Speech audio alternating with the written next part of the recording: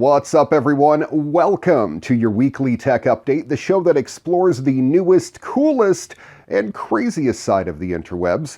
I am your host, Ray McNeil. Coming up on the program today, we're talking EA's new first-person shooter in space, Star Wars Squadrons. For every Star Wars fan, this game is a must-play.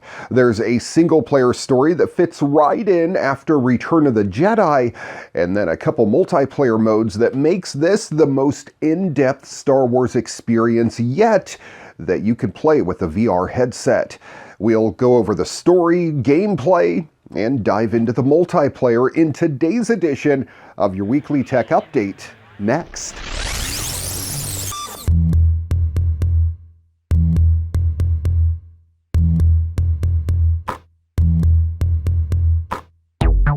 One of the first sci-fi adventures I ever saw was Star Wars, and it opened up an amazing world of adventures and a seemingly ongoing universe filled with fascinating characters, strange aliens, and an evil I had not known until the first time I saw Darth Vader force choke someone. Even though, being completely honest, I am much more in love with the Star Trek universe, I have enjoyed the Star Wars gaming universe much more due to their amazing games throughout the years, starting all the way back in 1983 with Star Wars, the arcade game.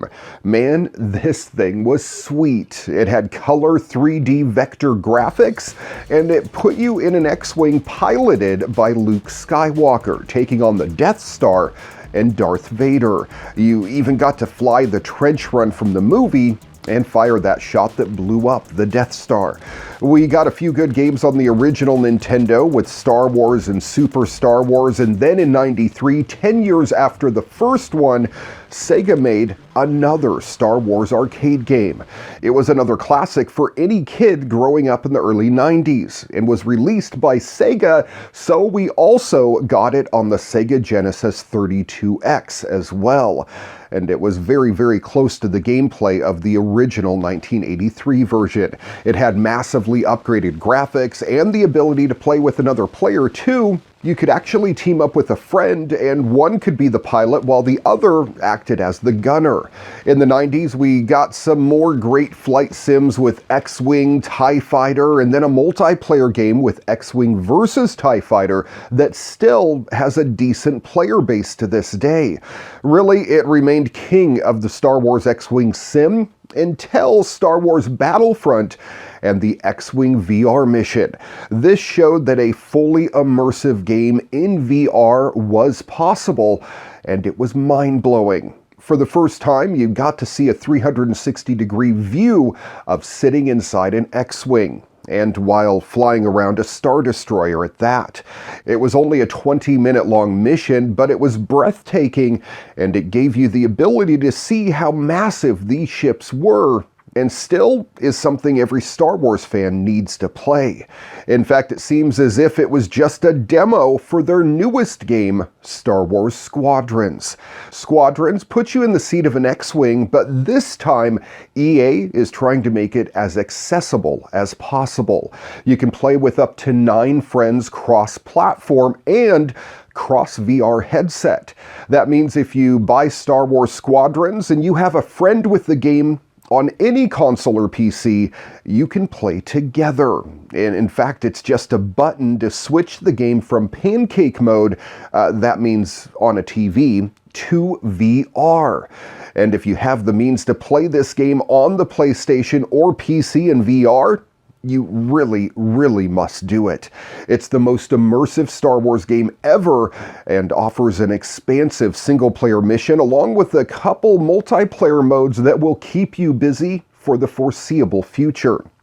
If you're a fan of flight sims, you'll be happy to know that Star Wars Squadrons is fully compatible with most popular flight sticks, so you can set up your own virtual cockpit with realistic controls to give you that much more immersion into this great game. I have been playing on a PC with an Xbox controller and an Oculus Rift S, and I am more than happy with how it looks and controls. And I have to admit that I have put more time into this game in the past week than most people work in a week. But really, for me, it's technically working, right?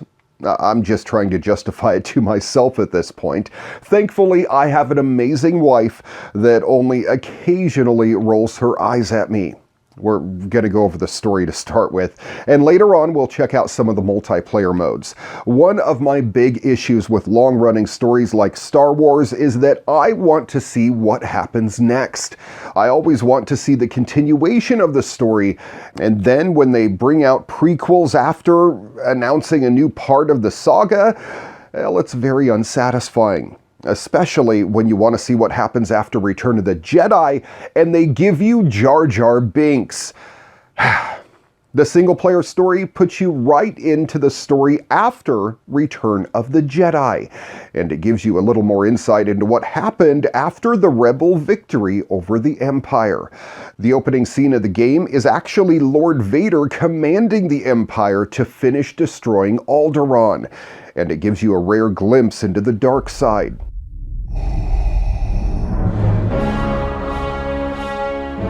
Alderaan chose destruction. They incited rebellion and anarchy, and paid the price. The survivors continue to spread dissent. Find them. Do not rest until the destruction of Alderaan is complete.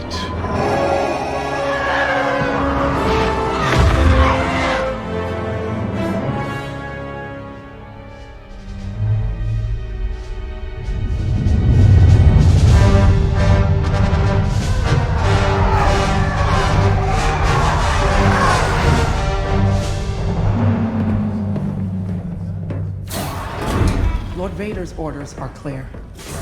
Are they? Yes. Wipe out all that remains of Alderaan. How?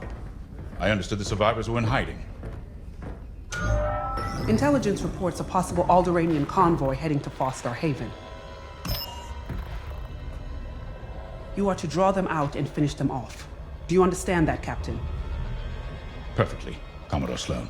Dismissed.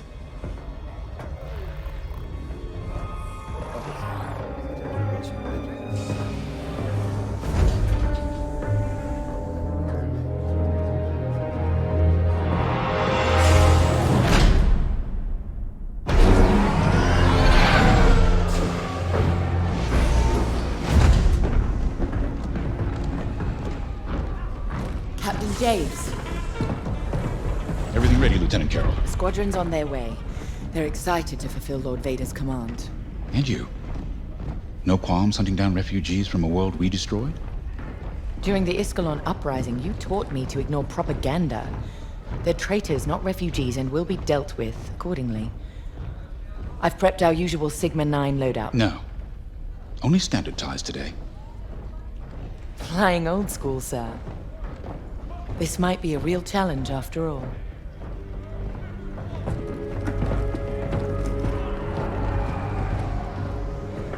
You hear me, Teresa? But I don't think you understand me. I guess we'll find out.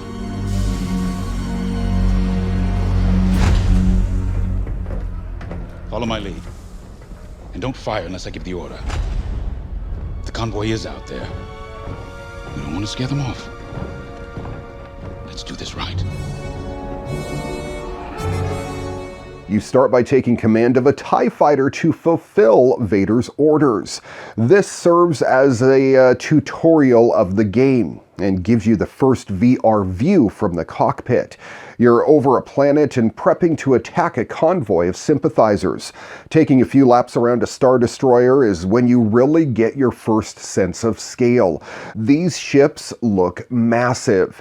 As soon as you get your feel for flying, you jump to a trading post to look for the convoy housing the rebel scum.